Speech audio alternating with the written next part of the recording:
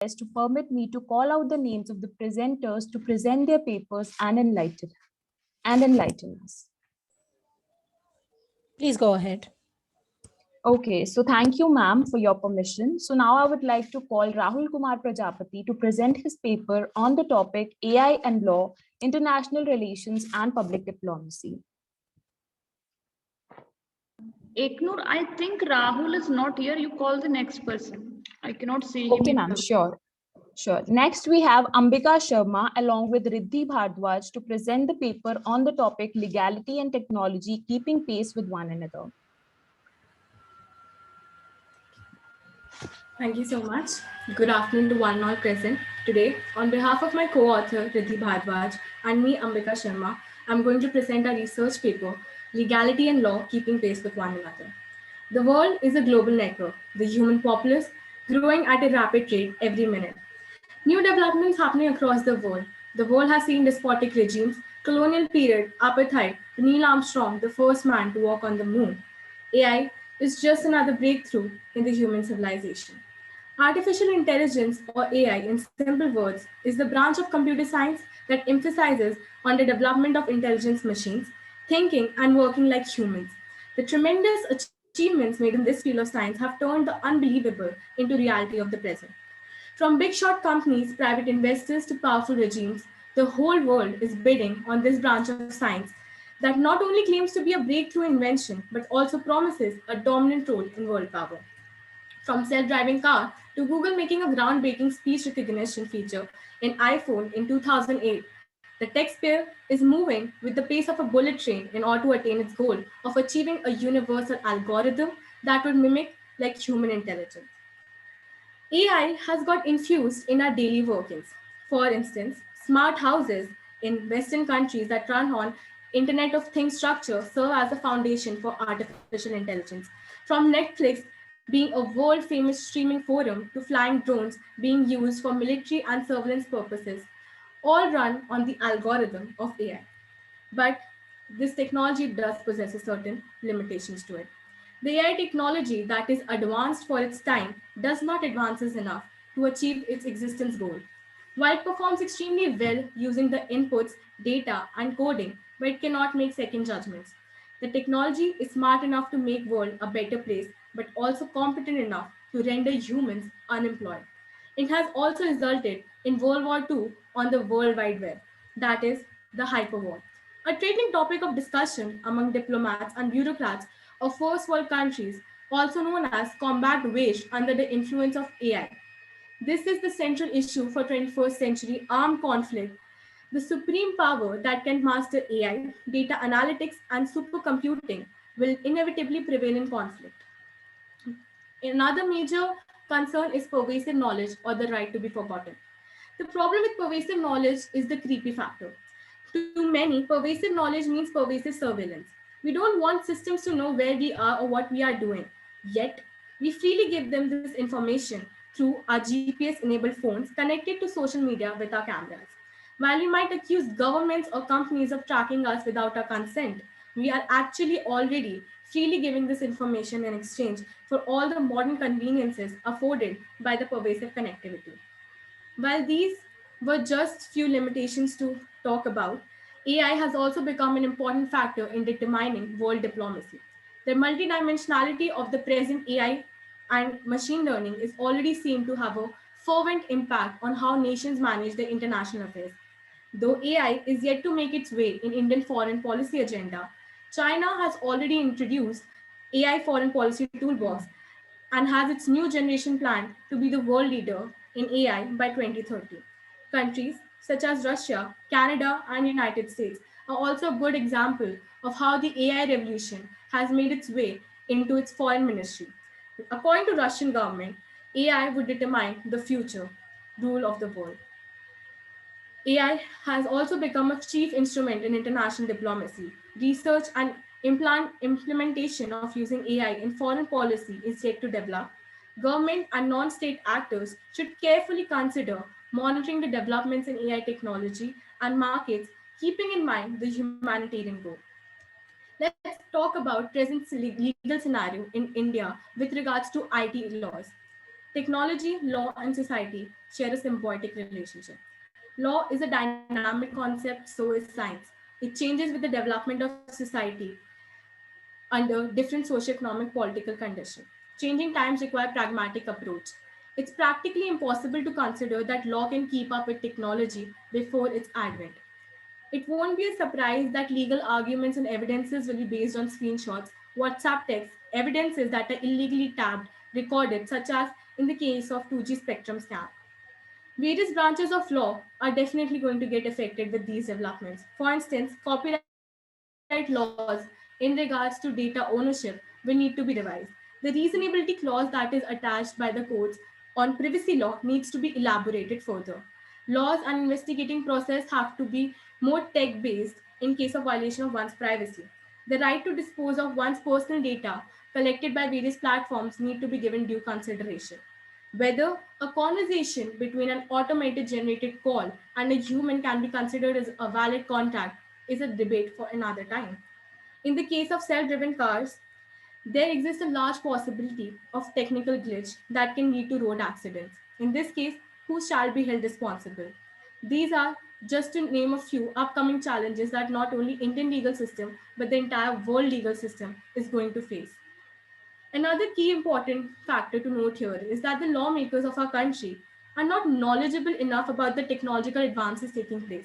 No doubt, Aadhaar policy was an innovative measure to systemize the data of the entire country, but it was executed poorly, since the legislature was not much aware nor the administrators well equipped to protect and secure the vast amount of data that was being collected, which resulted in the policy to come under the scrutiny of the law. The finance minister in 2018-19 mandated Niti Aayog to formulate a national program on AI. The paper was released by Niti Aayog on 4th June 2018. The strategy has been termed #AI for all, covered under the umbrella of Sabka Saath Sabka Vikas policy of the government. In the education sphere also, artificial intelligence is one of the disruptive techniques to customize the experience of different learning groups, teachers, and tutors. AI tailors studies according to students' specific needs, increasing their efficiency.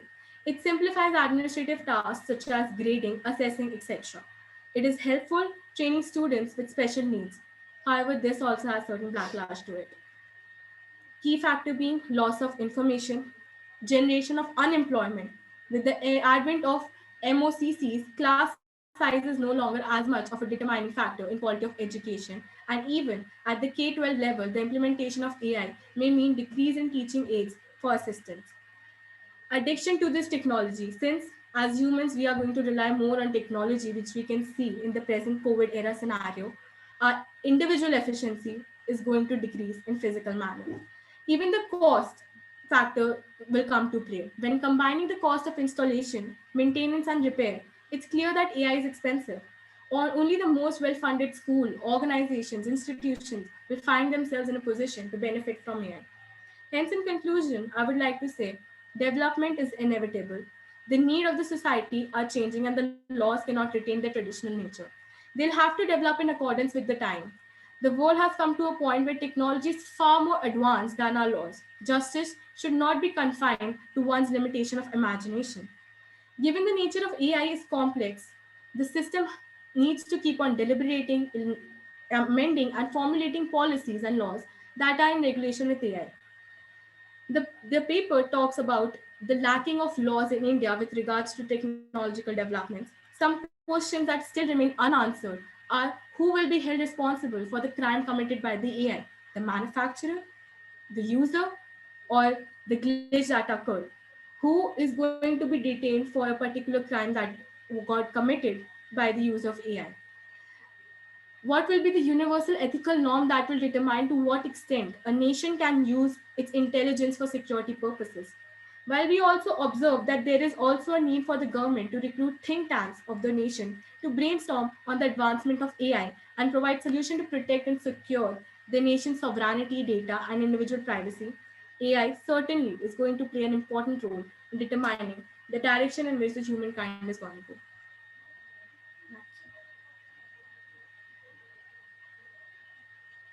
Thank you, ma'am. Thank you, Ambika, for your presentation. Am I audible, ma'am? Yeah, you are audible. Ignore. Okay, thank you, Ambika. Thanks a lot. So next, so I would like to request the chairs to ask the questions from the presenter if they want. Do we ask questions now or do we ask at the end of the presentation of all? Ma'am, it is And as you wish, ma'am. If you want to ask, you may ask now. as you wish. Or, Yes. Okay. I have one question, Ambika and Riddhi. Yes. As law students, okay, do you think we will have meaningful human control over AI processes? Or do you think this meaningful human control is just an illusion as technology overtakes a lot of everyday routine life for all of us? Ma'am, I'm going to strongly contend on the point that it is a very big gray area that even the legal minds are thinking. Because, ma'am, ethical control to what extent? Ma'am, even like in international diplomacy, we still continue arguing the jurisdiction of ICJ. The independent nation states don't agree to its jurisdiction no matter how many treaties we sign. Even the Vienna Convention, at certain extent, personal opinion, it's a failure. So, ma'am, I would only say that ma'am, ethical norms will depend from nation to nation. For instance, ma'am, I'd like to give an example of the robot Sophia, which got citizenship in America. So, ma'am, she has got all the legal rights that we as humans have in an independent nation state. But, ma'am, the problem is that, ma'am, she is connected through these inputs and databases that has been put inside her by us, humans only. So, ma'am, in case she commits certain crimes, to what extent will she be held liable? Because, ma'am, you can't expect technology to be emotionally sensitive. So, ma'am, that is one of the big questions that still remains unanswered. But there's also a point. Mute. They can.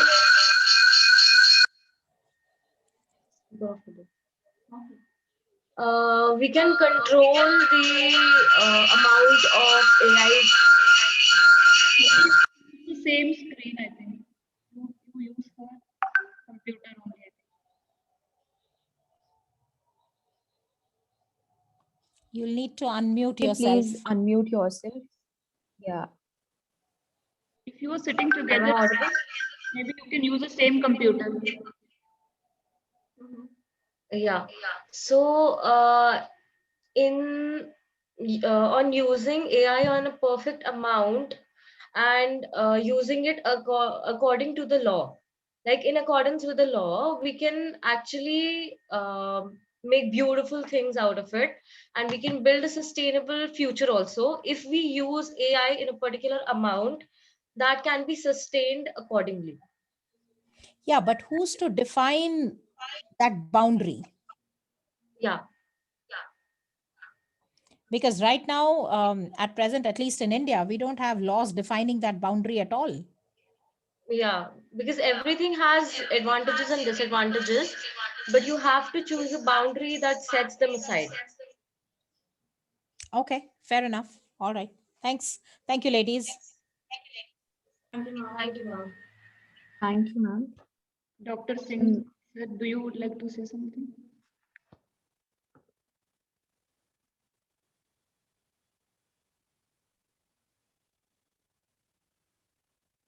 I think there may be some internet issue. You call the next person. Yes, ma'am. So next on we have Mr. Ashtamurthy Kelimangalam along with Ms. Manasa Mahesh to present. They are not there. Call They're them. also not there. Okay.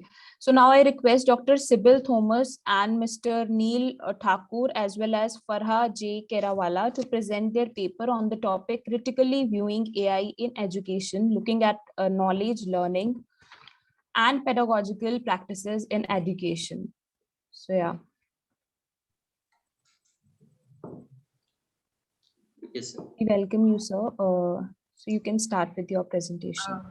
Can you give me the host rights? We would want to share the. Yeah. Just in a minute, you'll get there. Thank you. Thank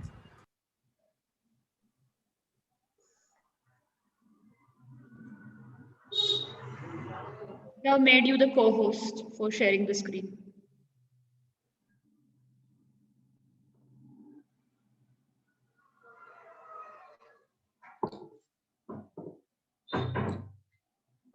So good afternoon to all. We are going to present the critical viewing artificial intelligence in education, looking at knowledge, learning, and pedagogical practice in education. This was our topic we are going to present. We have lots of visionary aspirations of artificial intelligence in education, but we more focus on this file, the improved teaching practices, to support teacher preparation and professional development, to enhance access and assist in education planning, management, and administrative process, to improve overall education process, and to set the path of 21st century to our futuristic technologies such as artificial intelligence, such as virtual reality and augmented reality in education. Then our objectives of this paper presentation is to understand the artificial intelligence in education through three concepts: the knowledge, learning, and pedagogical practice, and raising concerns of artificial intelligence in education having its repercussion of the overall society. Then, so the flow of the presentation is starting from the NAP 2020 and artificial intelligence. And second is education and AI, where we have three concept that knowledge, pedagogical practice, and learning, and it comes under to the society and AI. And last is regulations or regulation and AI. So in the world is changing very fast. Big will not beat small anymore. It will be the fast beating the slow, said by Rupert Murdoch. It's the emergence of artificial intelligence have been the new fast trending through this pandemic and in humans we are living. And our education policy 2020 is also thrust on the technology to artificial such as artificial intelligence as a booming and a disruptive technology in policy. So artificial intelligence in educations, we have come the very simple definitions which call the artificial intelligence is machine performing tasks and interpret the learns from the data, and that understand AI in education through Leontief activity theory. And when Leontief activity theory prefer the three phase: activity, action, and operation, where activity refer higher order meaning, purpose, and implication of a task, and action refer essential ways of solving problem to achieve the goals of the activity, and operation in the implementation of action using the tools that are available in. But our concerns of AI in education to understand the conception of education as the current education system trains its learner at the action level by the empowering with the very basic skills in such like operation. Okay, operation. Next, so our artificial concept of education is knowledge, pedagogy, and learning. I would like to invite my co-author to Ms. Farah Kirawala to take over further. Farah, you have. Thank you very much. So now, as we are looking at artificial intelligence and conception of education, we are focusing on three dimensions, that is knowledge, pedagogy, and learning. Now, our concern is when we are talking about knowledge, knowledge has different dimensions. Now, we have restricted our dimensions to sociological, philosophical, and psychological. There are more, but we have just concentrated on these. And we question that if knowledge is the data that AI captures, will AI be able to adhere to all these dimensions? For example, if we look at the definition of NCF, defining knowledge, I'm not getting into the definition, but I just request you to look at the highlighted part, that is, understand the world we live in. Now, when we are talking about understanding the world we live in is the society. AI interprets through data. Now we have a classroom, we have heterogeneity in the classroom, we have our learners, teachers, administrators in academy having their own social constructs. And very important, we have the intent of the user. Will AI be able to understand this sociological dimension? Plus, we live in India with so many different fragmentations of caste, class, SES status, and many more aspects. So our concerns in AI in education with the sociological dimension is, will AI be able to abide all of them? We next move on to the philosophical dimension, and we are taking the epistemological belief, a branch of philosophy that investigates what knowledge is and how people know whether they know something. For example, what knowledge is what I know about AI, and based on what I know about AI, I'm going to teach that ahead to my students. So that's my belief that I hold about AI, which I'm going to propagate it more towards in the classroom. So when many studies have shown that there is a strong correlation between my teaching concept with my beliefs.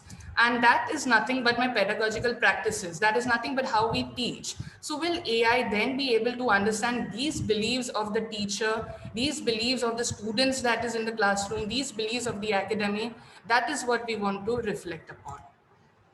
And the third dimension in education, we are looking at the learning theories. Now, when we started learning theories, of course, there have been many, but moreover, we focused in education on the behaviorist theories, where we would see the behavior of the students. But now we have moved on to constructivist theory, where we allow, it's learner-centered education. So learner is at the center and he or she constructs knowledge. But now, today, we are in an era, especially in this pandemic, we are in the situated view of learning. We all are dispersed at different places in India, but still we are having a learning. It's not restricted to the four walls. So that's because of the introduction of learning technologies and communities of learning. So we question that from behavior to constructivist to situated view of learning, will AI be able to understand the situation in which it is placed? Because it's usually trained and it follows the patterns, but the patterns as the world is changing keeps changing. So that is our dilemma. Now, the research method for the study was a survey method of descriptive research. We used a questionnaire on 100 teacher educators to the Google form, and our Google form focused on three main aspects: education, society, and regulation. So we have just taken the maximum and minimum what we got in responses, and we asked in the field of education, would you use AI in your teaching practices? Do you think AI will make a representation in education? Or are there associations between AI and knowledge? And why would you use AI? So we wouldn't get into a lot, but we would want you to deliberate on this point of 49%. Why would you use AI? Now, maximum teachers have said that they want to use AI to save time. Now, if AI is only narrowed down to help you, then the vision of AI for the betterment of the society is narrowed down. And that is something that concerns us. Another concern that we have is about strong associations of AI and knowledge. Now, if we take yes and moderate, it amounts to more than 50% of the teacher educators who said that yes, knowledge has associations with AI. And if that is so, then who is the one who's coding the knowledge? Is that knowledge being able to cover the sociological, philosophical, psychological, and various other dimensions? How do we then justify that knowledge in the classroom? So these are our concerns in education that we are looking at. And education definitely does happen in the society. And we are very optimistic to see that 55% said that through AI, our society will be a better place. But again, alarming is 40% agree that AI can do the difficult and the dangerous tasks. Now, with the 55%, we can say that the vision of NEP, which is holding a lot of trust on access, will be possible in education. But our concerns of biasness, justice, will everyone be included? Will there be privacy, the surveillance? And what about the unemployment which is coming up? That is the concern that is in our society. And the last dimension that we are looking at is regulation. We asked the participants, what is your major concern? That's loss of data. We asked them, do you think that AI will have access on the relevant information? And many agree. And associations between ethics and AI, I think that's what the whole conference is deliberating about. And 24% have agreed to this. And then we asked them who should regulate. Now we got 34%, which has been emphasized on central government. So if you see the pattern, it's about our own personal data, easy access of it, question about our moral and ethical decisions, and ultimately who regulates. Now, we found that if regulation, though it's government and government functions for our welfare, but if regulation is only in one hand, is there authenticity of the whole transparency of education. And hence we thought if we could have a balance in terms of regulations, or we could have collaborative partnerships, and we could regulate AI with the needed autonomy. So to conclude, we want to say that if we look at knowledge, pedagogical practices and learning with AI, I think we are better off in our society. And here our concerns of quality education, equity, access and justice, they need to be our prime focus in education. Today, the world is denoted as the one who has data has power, but wisdom intertwined with knowledge, I think that would be the key in education per se. Futuristic technologies of AI, proper training of teachers, reforms in education and soft skills. If we really collaboratively with all the different agencies work on this in education, definitely our education will go ahead. Taking the quote of B.F. Skinner, the real problem is not whether machines think, but whether men do, because after all, AI is devised by a man. And therefore, we have come here in the law conference from education to tell you that the road ahead in AI in education is promising and encouraging, but pitfalls also need to be considered. And ultimately, education is all in the society, and we all are a part of this wonderful society. So we need to be a little apprehensive, but at the same time, be welcoming to this function of AI. Thank you. Thank you so much for your presentation. So now I would like to request the chief guest to ask the questions if they want to. Thank you, Farah. Thank you, Neil and Sybil.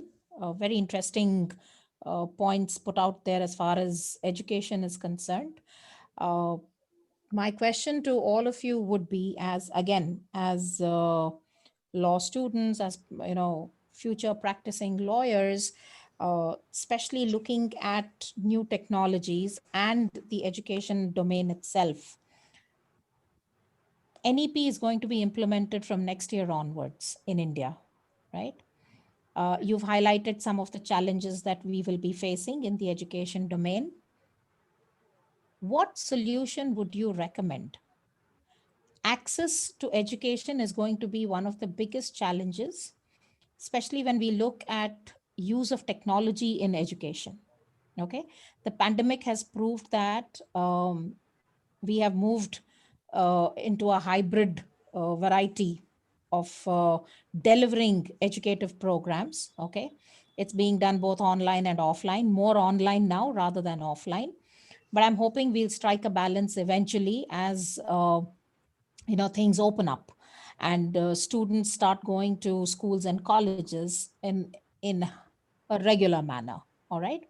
Now, we've all seen that access to online education did not happen for everyone. And a lot of students who are not part of, a social strata where they can afford technological gadgets have lost out on education itself. Now, as law students, how would you look at ensuring this access, from a policy perspective or from a legal perspective? Right to education is there for everyone, but reality is that it doesn't translate at the ground level. Okay. I would like to quote in the morning when we had our inaugural ceremony, and we had a slide in front of us which mentioned AI as the 21st century, 20th century, we are trying to reach there, and the 19th century are our structural laws that are there. Now, we need to understand that individually, in the domain of education, I don't think anything is possible at an individual level for the entire country. We need to work in partnerships. We have our differences. We have many differences, let's say that way. But we have to have a common vision. Now, in terms of law and education, we need to strengthen our laws. But we also see that there is a lot of regulation happening, and of which ultimately what we are there for in the crux of the society, that goes missing.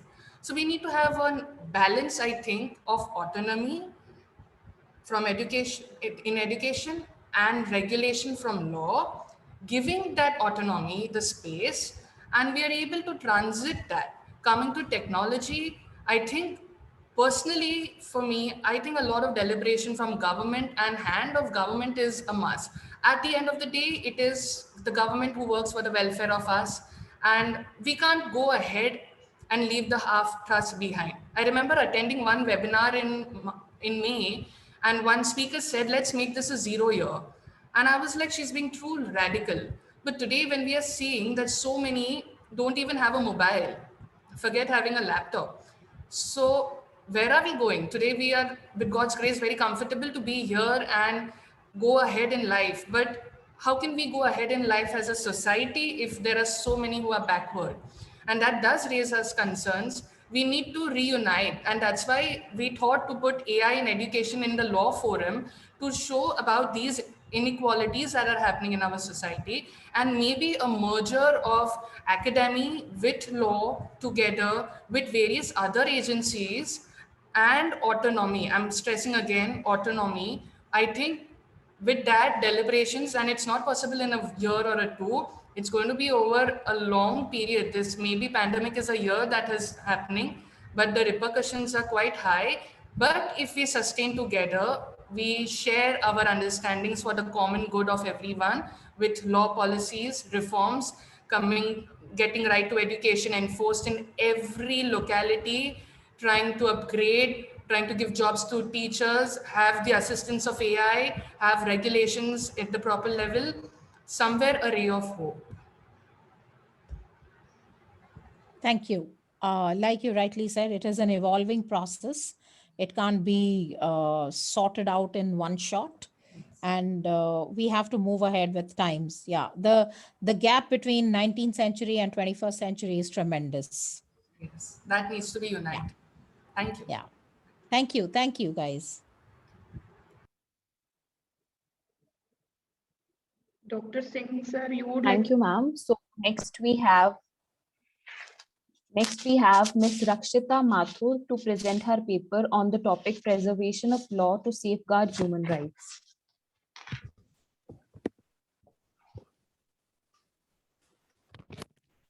I'm just going to share my screen. Can you make me a co-participant? Yeah, you will be a co-host in just a minute, okay?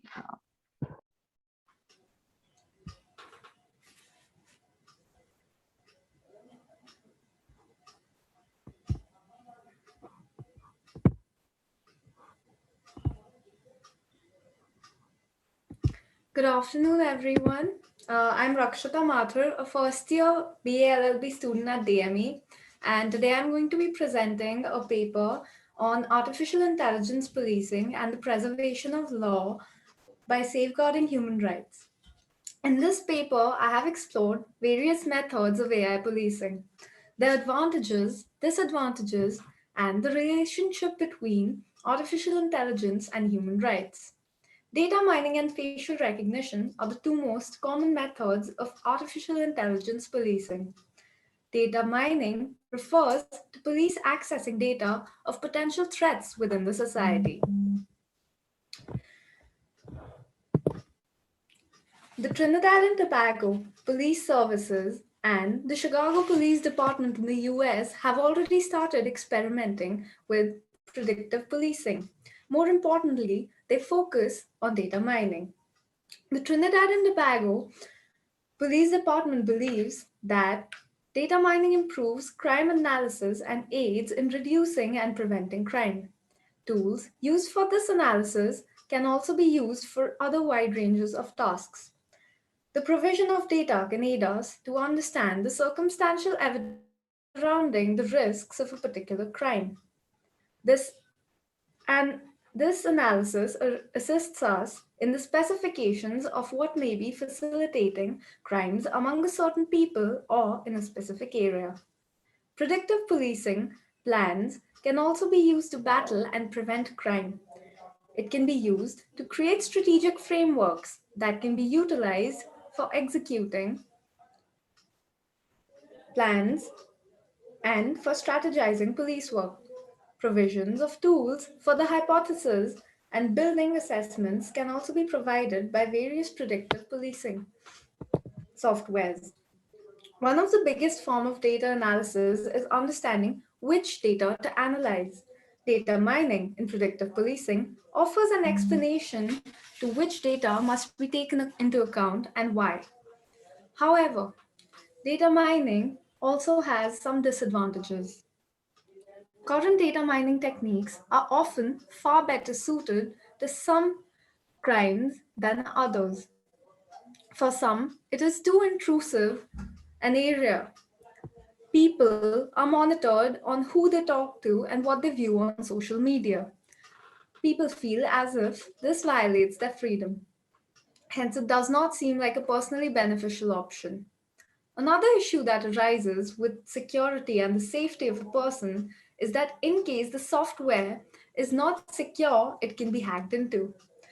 In case it is easily hackable, the people who have access to this data can use compromising data against people who are being monitored. And if technology falls into the wrong hands, then the information can be used by dangerous agents within the society. They can harm people due to personal rivalries and disagreements. The next issue is a more environmental one. A large amount of information is gathered. This information may not be relevant.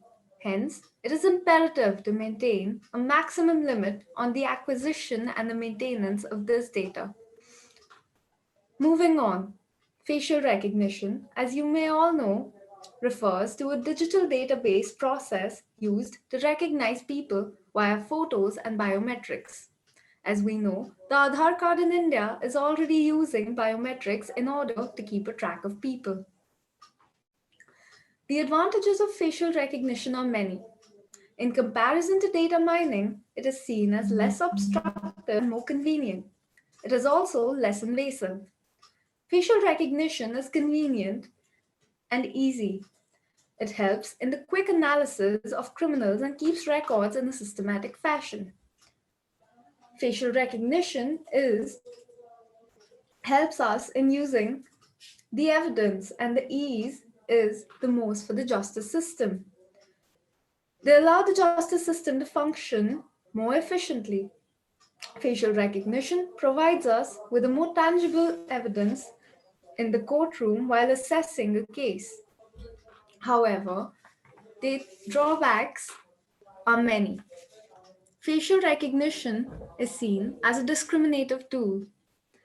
In case the software malfunctions or does not capture the appropriate image, they may identify the wrong individual of the same race or ethnicity.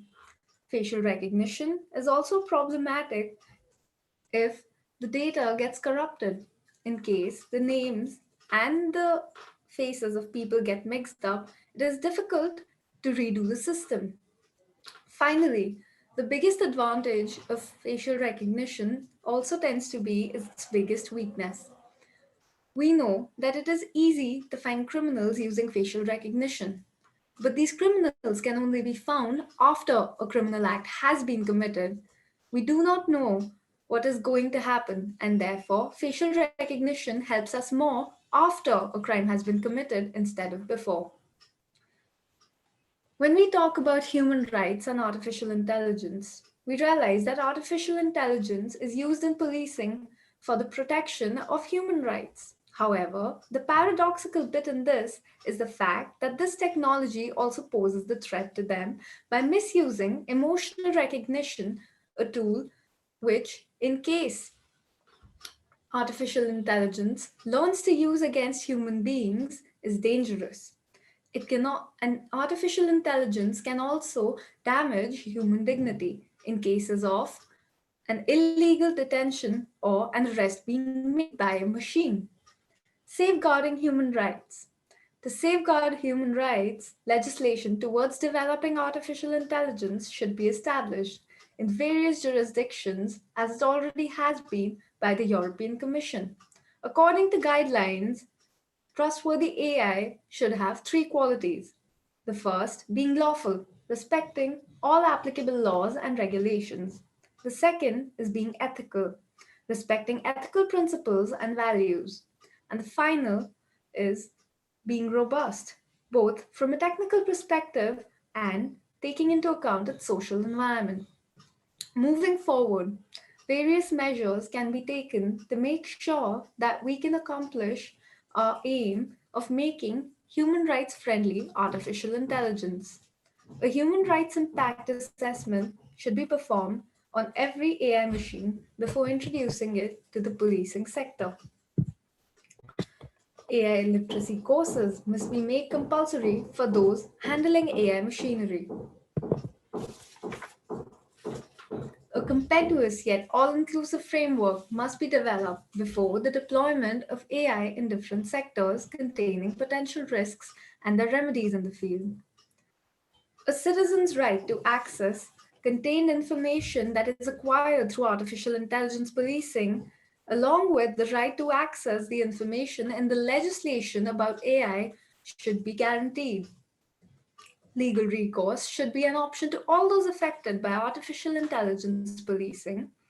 A need for countries to establish independent organizations that have the power to mitigate and adjudicate these matters must be established.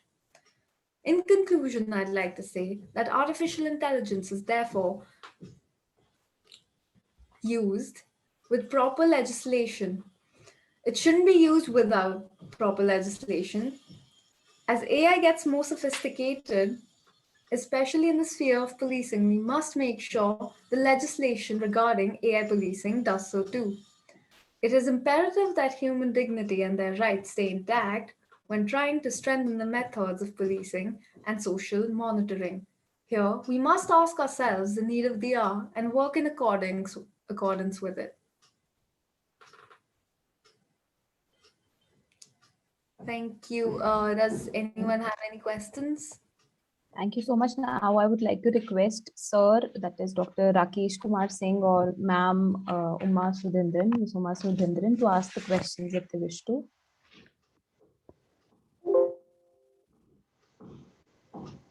Thank you, Rakshita. Very nice, very interesting again, because facial recognition has come under a lot of, a big question mark world over, especially with companies like IBM and Amazon. They've withdrawn their facial recognition technology from a lot of cities in the US because it's banned. In your last slide, you mentioned that an all-inclusive framework must be developed before AI is actually used. All right. Now, when you say all-inclusive framework, what exactly do you mean? Ma'am, I think it should include all different kinds of artificial intelligence that is being used in policing, and not just for policing, but I think for every field, there should be specific laws under which AI can take independent decisions, but there should be consistent and constant monitoring. Other than that, I think when it comes to AI policing, there are a lot of things that people can struggle with. For example, if someone gets arrested, someone with an ailment such as depression or anxiety gets arrested by an artificial intelligence, and we find out that a person is scared, like they have these ailments because they struggle with getting a job, and they start finding themselves inferior to these machines.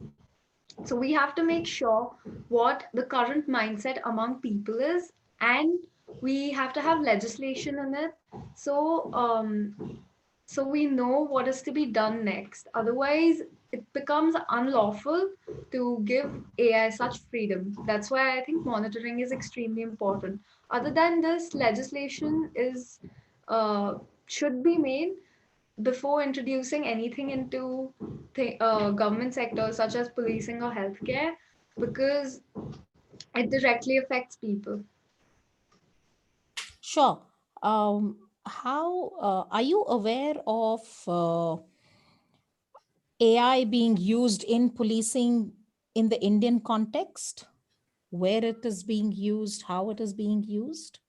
Ma'am, I know that CBI sometimes uses facial recognition. I did read about that, but India is not working as many other countries. For example, I know that in the Chicago Police Department, they have been using AI since 2012 very seriously. But in India, we only focus on facial recognition, and that also in much higher executive bodies.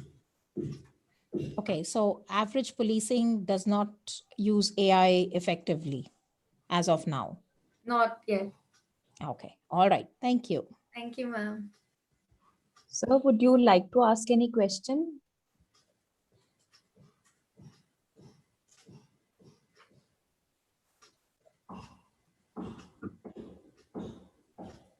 Rakshita, you are in the first year, no? Yes, ma'am. Very well done. I've read your paper also. Thank you, ma'am. So, ma'am, should I call next one? Okay, so now we have Ms. Gayatri Kapoor and Ms. Ritisha Bhattacharya to present their paper on the topic, The Divinity of Men and Spirit of Invention, the Impact of AI on Religion. Can I be made the co-host? Yeah, sure.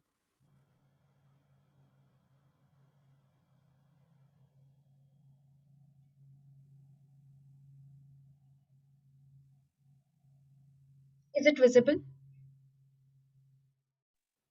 Yeah, it's visible. You just proceed with it. Warm greetings to everyone here, respected chair and faculty of DME. I'm Ritisha Bhattacharya, a first-year law student from DME Law School, and it gives me immense pleasure to present my paper on behalf of myself and my co-author, Ms. Gayatri Kapoor. And I hope in the next few minutes, I help you broaden your horizons to the very different aspects of AI. I would start by asking this. One prays to God for the nourishment of their bodies and peace to prevail all over the world. Well, artificial intelligence is in pace to solve world hunger, eradicate poverty, cure diseases. So one day, will we worship AI too? This seems like a far-fetched futuristic dream, but it points us to this. Will human practices and faith have a say in scientific development? The answer is yes. It always has and it always will.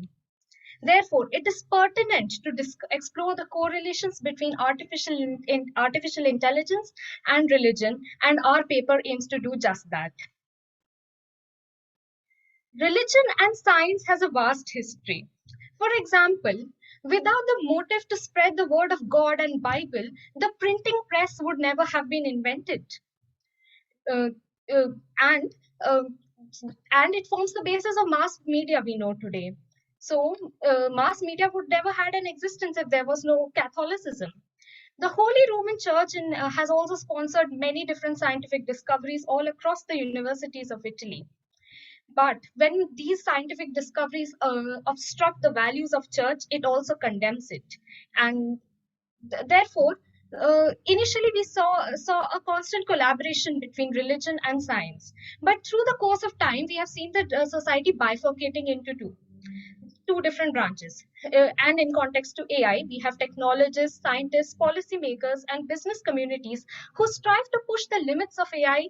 And then on the other hand, we have the academia, religious communities, and humanists who debate about its part in the cycle of human lives and discuss their societal impact. One of the worst possible outcomes for AI, therefore, can be the polarizing of these two worlds, the technological world and the religious world.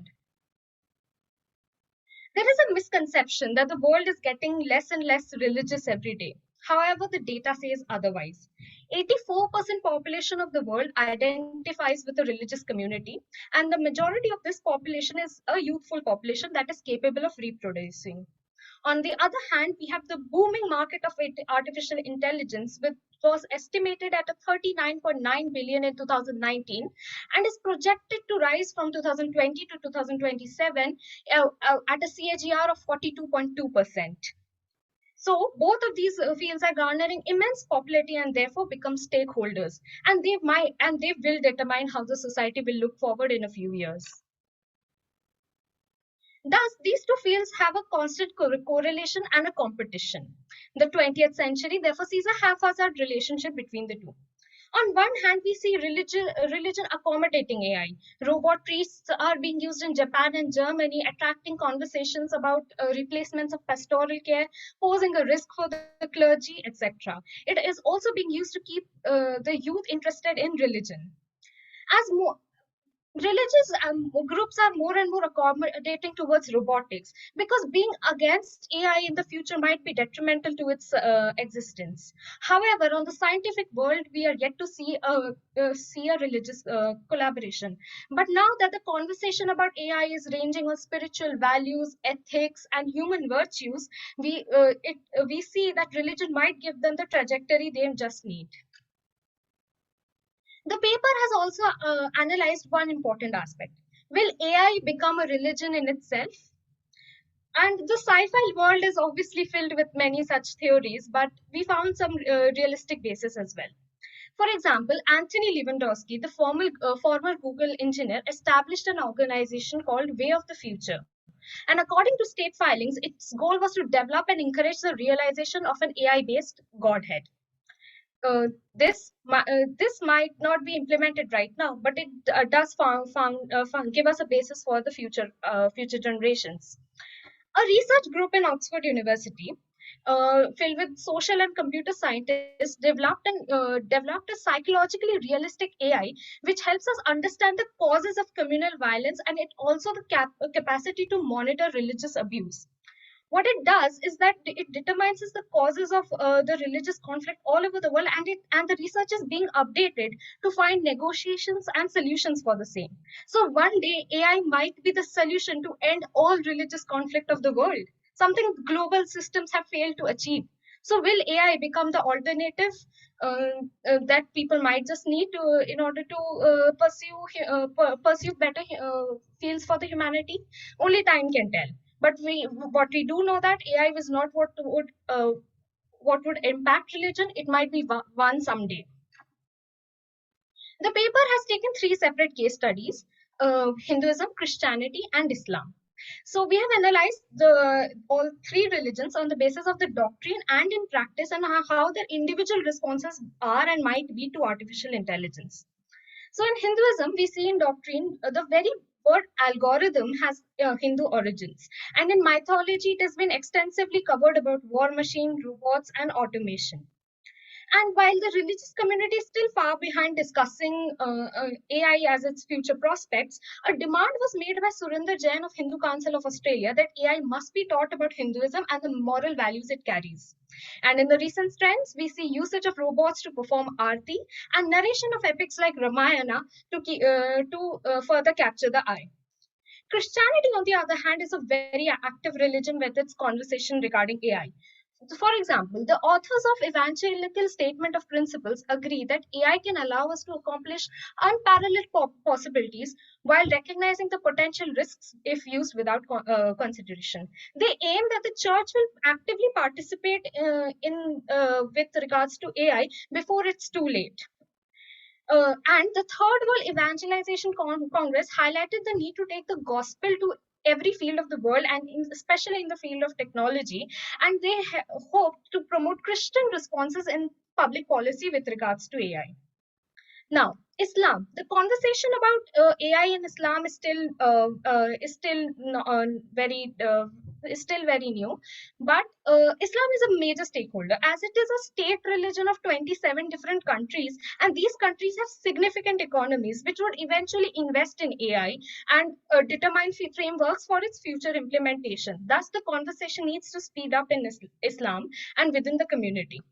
Islam in doctrine provides 3 scopes: Nas, or mankind, which asks that a robot can emulate human life, is a human in itself or not; Fiqh, or understanding with the robot itself; and Tabayun, investigation, which talks about the truthfulness and the utility of that very robot. Through our analysis of the doctrine, we can understand that Islam may accept robots as only human-like and not human, because it might contradict the very beliefs of Allah. The paper has also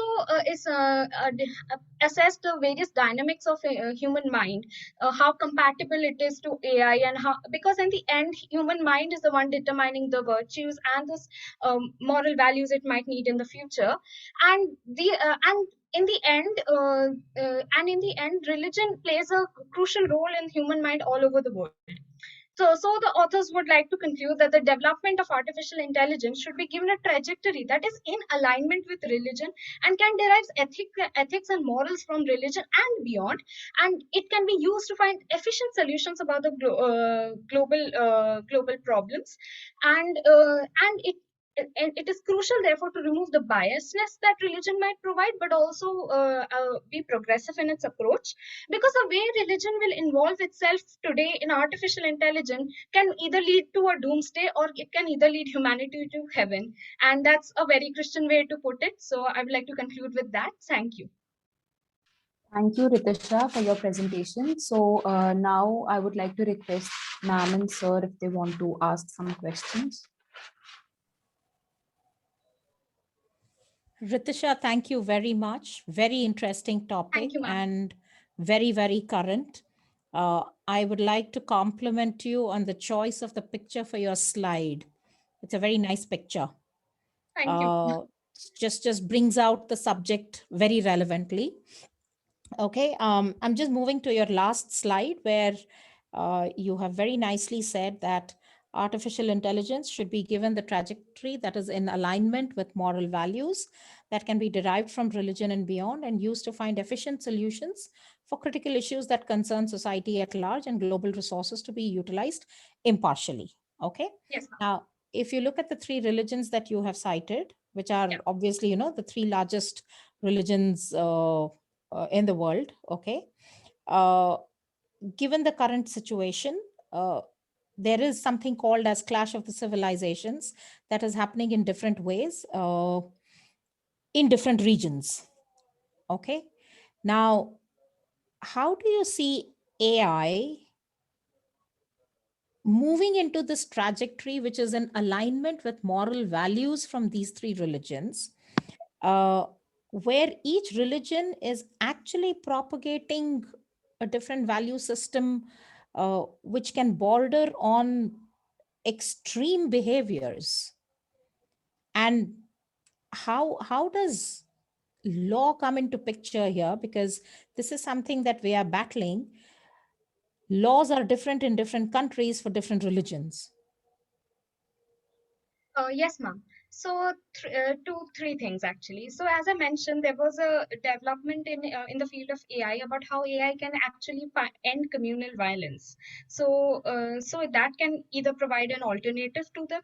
Now, talking about the very different value systems of of religions in general, I like to believe that all religions, despite its fundamental beliefs being different, they all want the progress of humanity, and the religious community in itself would like to preach that. If one day artificial intelligence comes and says that we can cure diseases, why would any religious community oppose it?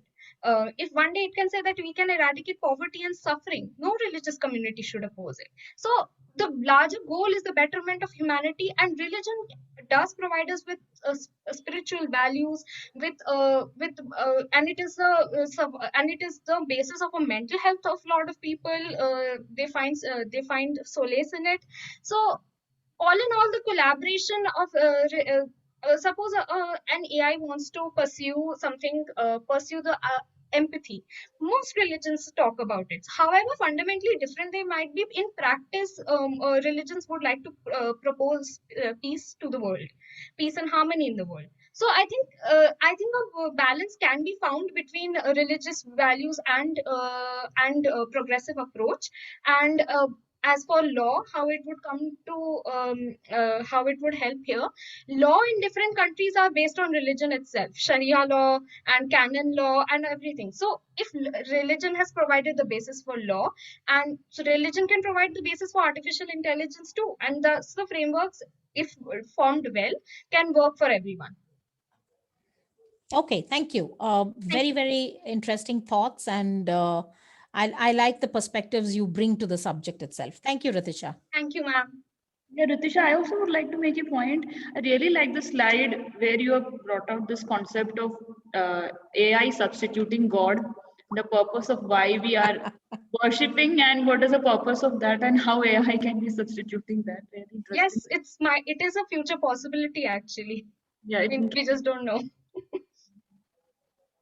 Thank you, ma'am. Thank you, everyone. Thank you. So at last, we have Mr. Vemuru Leela Krishna to present his paper on the topic AI, a challenge to privacy.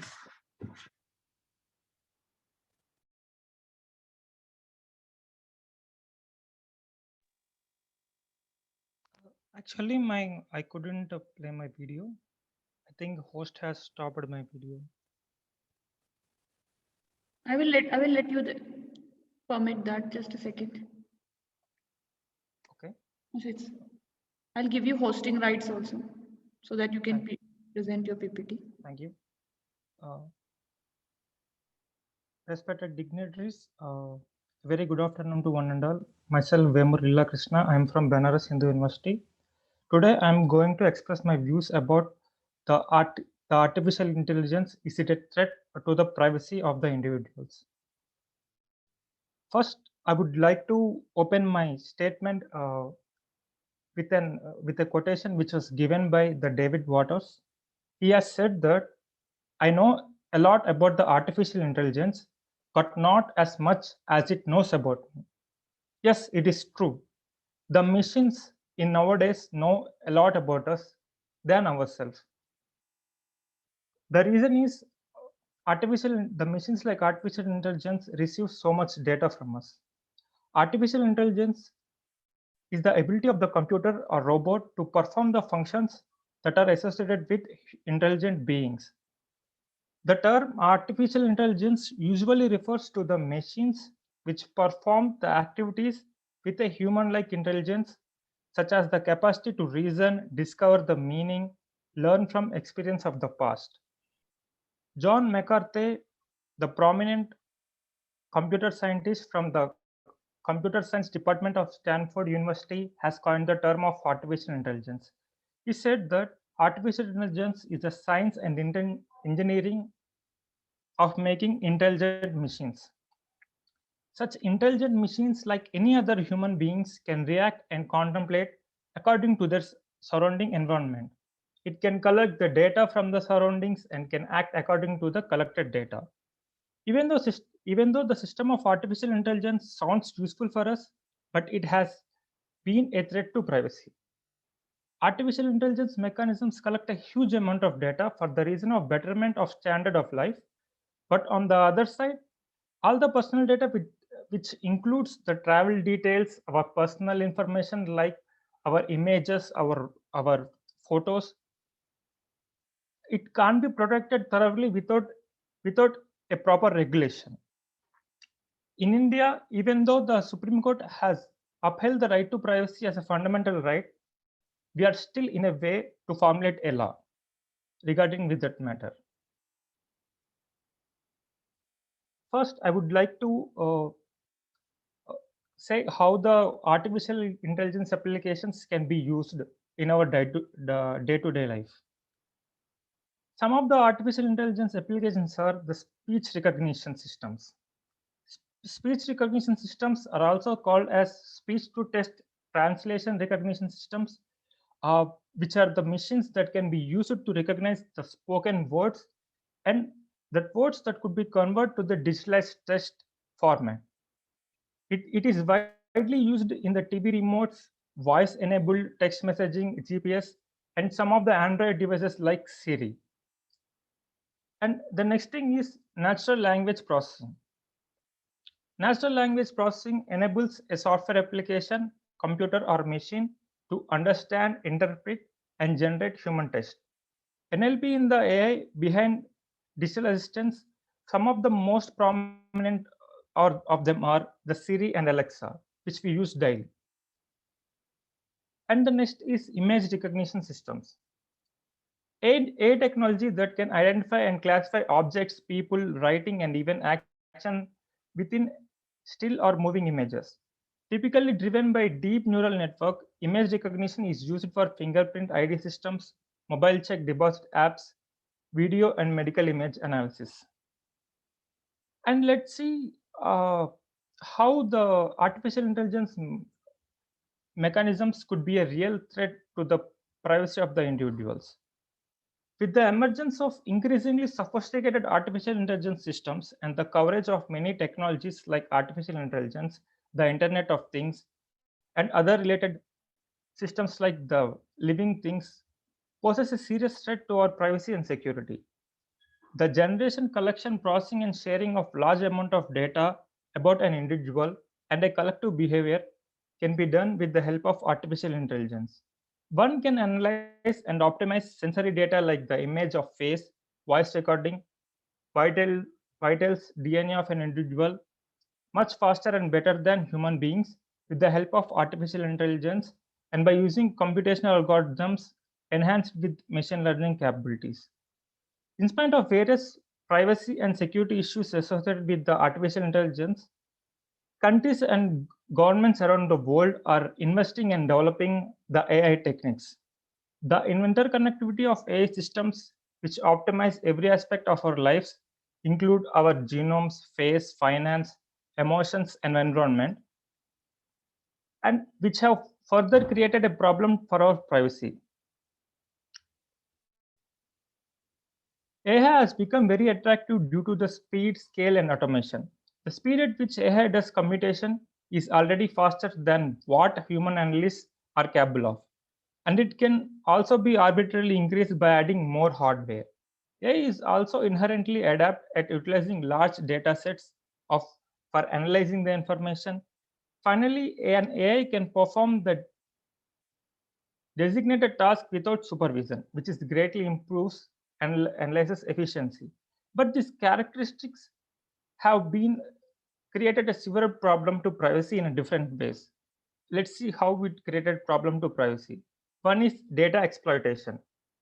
As the reliance on the artificial intelligence technology is increasing, so is the potential for exploitation.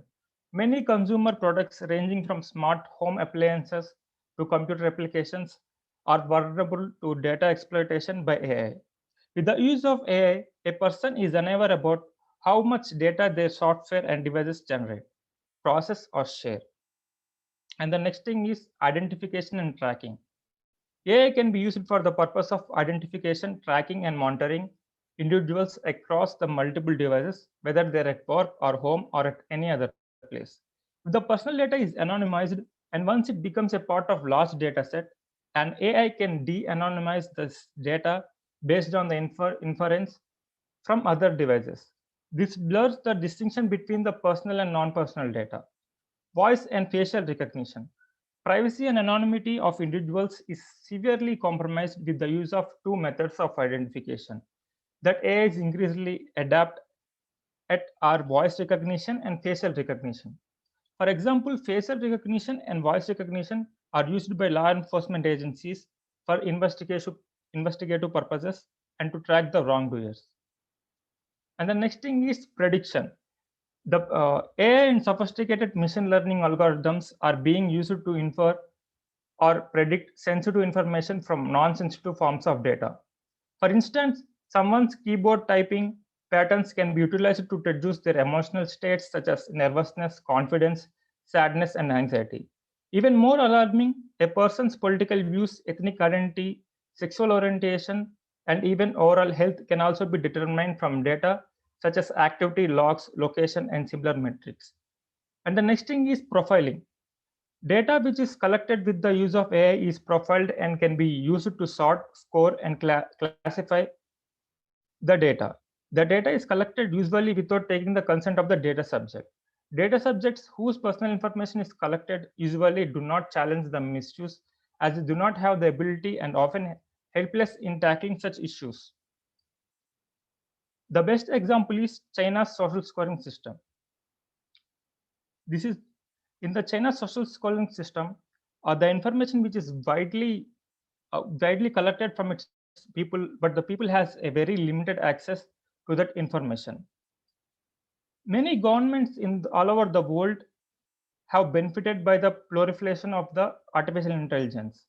One of the such example is use of portable genome sequencer, which can be used by the companies. Let's see how could we tackle the issue with the use of the legislations and the law. Digital technologies like AI have made our lives easier and have made substantial contributions in many areas of our lives. It is being used in many sectors like transport, health, education, etc. However, these technologies can also be misused by individuals, corporations, and government and non-government agencies. If we use the legislative mechanisms, we can tackle the problem with the help of the law. The best example for this is GDPR has regulated some of the mechanisms to tackle this issue. It has given some set of the guidelines through which this problem could be solved. Some of the guidelines are AI systems must be transparent, and AI must have deeply rooted right to information in its collecting information. Consumers must be able to opt out of the system, that is the right to be forgotten. The data which is collected and the purpose of AI must be limited by design. Data must be deleted upon the consumer's request. Through these statements, I conclude that AI mechanisms has a wide range of possibilities that can be developed our day-to-day life. But if these are unregulated, it will pose a severe problem to us. One of the problem is the AI mechanisms which receives our information. That kind of information can be used against which pose a severe problem to us. Thank you. Thank you so much for your presentation. Ma'am, sir, any questions?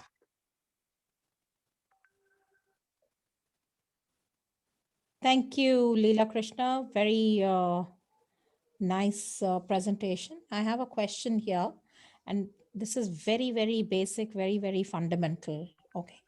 All along in your presentation, you have mentioned that use of AI is a huge challenge when it comes to individual privacy.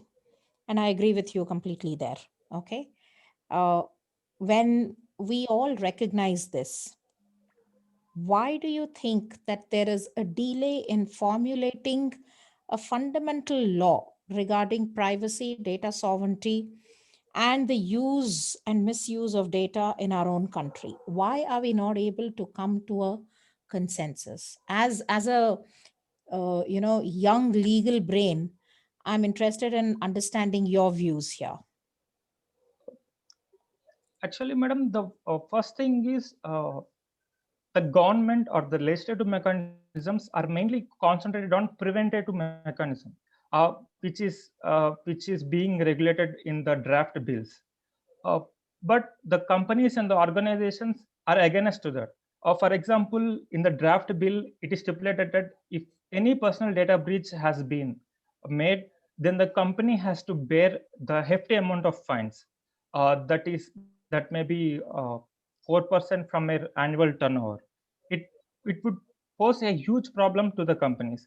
And the next thing is, without any preventive mechanisms for the rectification of data, the legislation would be a severe failure. That is the reason why the deliberations are going on between the governments and the companies to regulate a consensus model on the data. Great. Thank you. Thank you very much.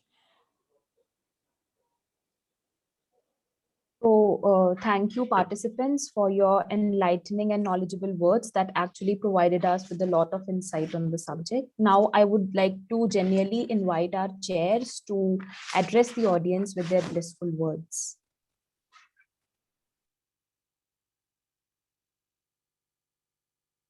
Ma'am. Sure. I was hoping Dr. Rakesh would say a few words. I'll just see whether Dr. Singh, are you there? I don't see him.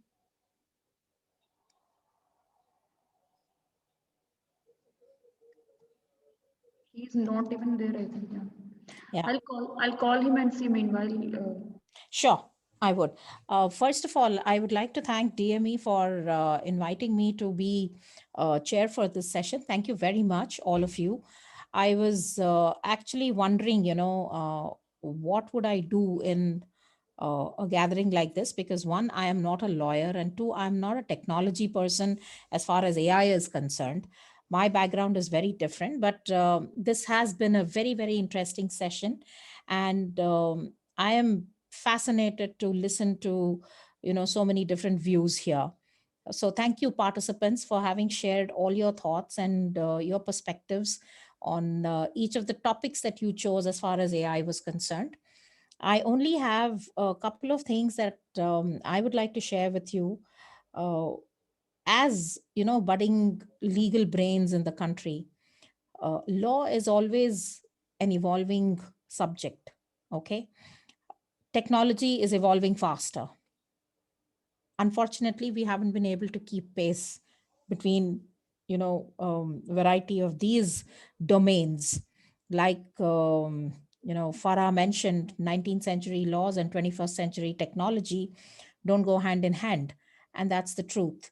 Now, technology is increasingly going to be part of our lives, everyday activity. I mean, right from ordering things online to AI to machine learning, and how it is going to control a lot of things. It already does control a lot of things in our lives, right from what we should be watching on Netflix and Amazon Prime to what kind of things we should be listening to on Spotify.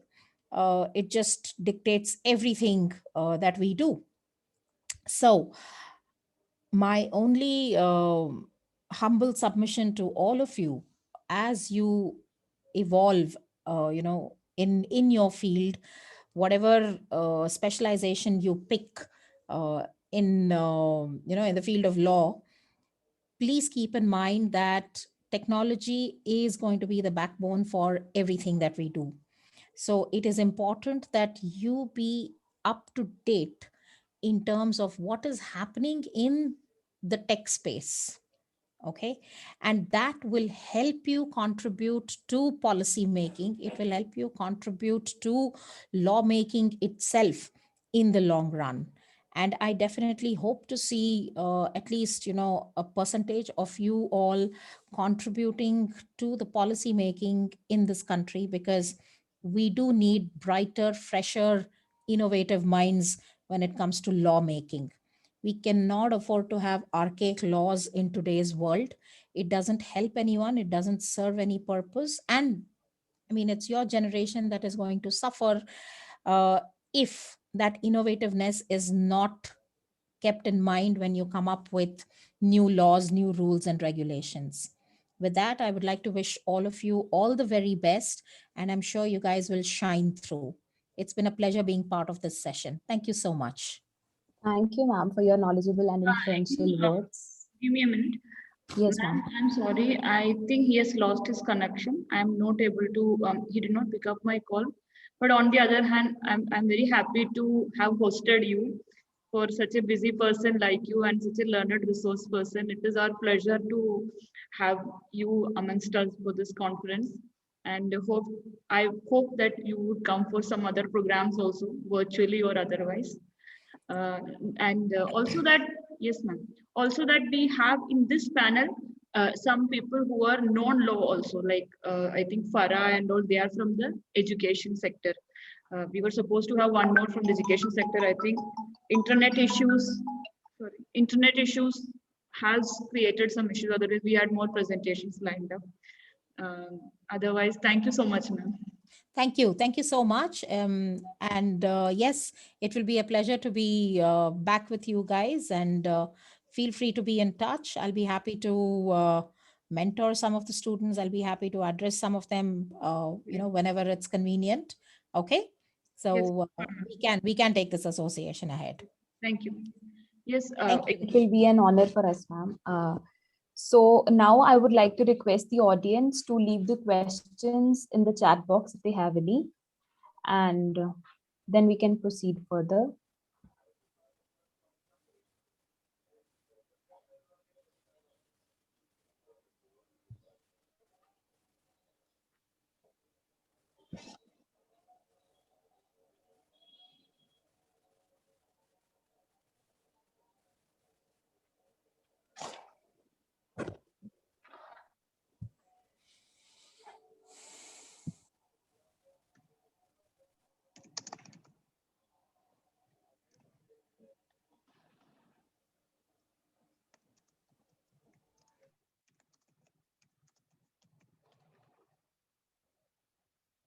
think we can, are we getting some questions? No, we can conclude. Ma'am, so, okay. So, gratitude is the fairest blossom which springs from the soul. On behalf of the whole DME fraternity, I sincerely thank the dignitaries for being with us this afternoon and enlightening us with their enthusiastic remarks. I also shower my heartfelt gratitude to all the participants and audience for the wholehearted support. So I think we have come to the close of the event, and I request all the participants and the audience to please fill the form that is already there in the chat box for the attendance purpose. Okay. Thank you. Thank you, everybody. Thank you. All right. Thank you. Thank you very much. Yes, ma'am. We'll keep in touch, ma'am. Yes, yes. Bye-bye. Goodbye.